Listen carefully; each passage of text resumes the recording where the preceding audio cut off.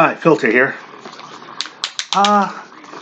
This is now my first, well, technically second, but this is my first video on this channel. Technically second.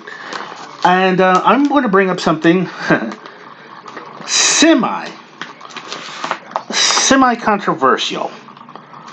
So not a political thing, but it is a comic thing, and it is about our old friend Rob Liefeld. And believe it or not, it's nothing disparaging about Rob Liefeld. And I remember so many people, I'm trying to open up this thing here. So I got this binder.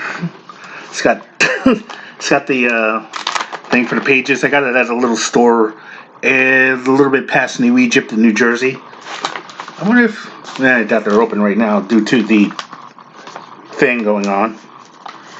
But everybody made a point about Rob Liefeld and his oversaturation or overuse by some standards of give me a second here. This tape. Alright. I've got Youngblood issues 0 through 4 in here, but I want to just show you the pages of at least 2 of them. Or so. Yeah, issue 2. Well, you look at this one. But something really, really funny kind of dawned on me. And it's this. In a weird way, Rob Liefeld's pouches and shoulder pads do make sense. Now, before I get to that, I let me kind of explain it in this area. Rob Liefeld, as we all know, I guess I could say he came into really, really good prominence. I mean, he was already drawing comics, but all of a sudden a light went off back in the early 90s. I believe it was 1990, 91, when he had the Levi's commercial that Spike Lee had directed. And no longer were we looking at some guy in his 40s, maybe 50s or 60s drawing comics. We saw a guy who was young. Shortly thereafter, we had a plethora of men and some women out there doing comics. And they weren't even 20 years old. Some of them didn't even turn 17. I remember seeing several teenagers printing their own books. One of these days, I'm going to have to put that video and edit it and show you what I was at. I was at Comic Fest way back in the early 90s. I wandered in there. I saw Colleen Doran, but that's another story. Anywho, we saw this young guy do it. And dare I say, he inspired a plethora of young men and women into comics. And also, this is the first time you got to see really a lot of cosplay. At least for me, it was. Especially the one woman in the Vampirella costume with her ever supple, creamy... Sorry. As I was saying, like I said, he was this young guy. And he's, I think, admitted in a couple of interviews, if he could go back and do it again, he sure as hell would not have made the mistakes that he had made. Can't say I blame him. But on to the main point. As I said, when I look at his overuse, or basically real use, of shoulder pads and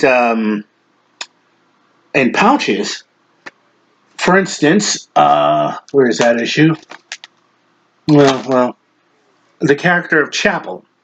If you've ever seen the picture of him, he's got the belt with all the pouches on it. Now, you're probably thinking, but Filter, he just loves pouches. Maybe he has a fetish. No, here it is. If you've known anybody who's been in the military or you served yourself, you would know that when you go out in the field, they give you that web belt with all the stuff that you're supposed to carry. You know what I'm talking about, those who've been through it. In one pouch, you might have the thing to hold your extra ammo, and another one, you might have the little first aid kit. Another one is to hang your order on. He's done this with the characters of Cable, And he just keeps going on it. And like I said, it actually does make sense. Take, for instance, Cable. Cable is bebopping through time. So I think he would need to have extra battery packs for that uh, super laser blaster that he has. Yeah, he would need it. And possibly a portable charger to charge up the things once he used the one, and then once the battle's over, he can plug it in and say, okay. Then maybe the other pouches are for food, first aid, medication, the whole nine, to regulate everything. And the same thing goes for Chapel. Chapel probably has the same thing. First aid kit, anti-malarial drugs, the whole nine. The shoulder pads also make sense in this. Most of the time, what are characters doing? They're charging into something. They're not doing like that. They're generally charging into the bad guy. Think about it like football. It's like football. You need this. You need to get out there and just barrel your way through and pray that they you don't get hurt. Anyway, as I was saying, I honestly think it makes perfect total sense. And I really think of late, I've seen his work, the man has stepped up his game. I mean, from the time when he was um 21, 22. He's about my age or so. Some say he was born in 66, some say he was born in 68.